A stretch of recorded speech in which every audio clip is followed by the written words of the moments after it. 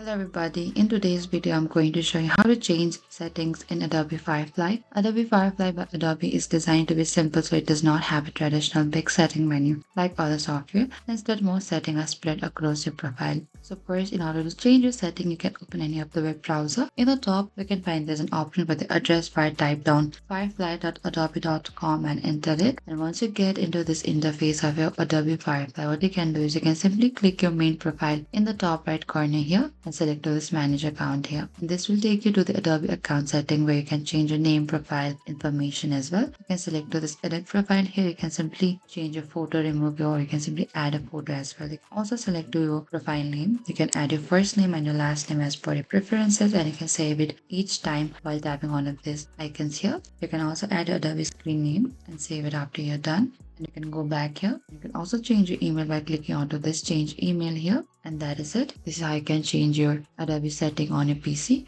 If you have any queries or confusion, please comment down below and we will reach out to you very soon.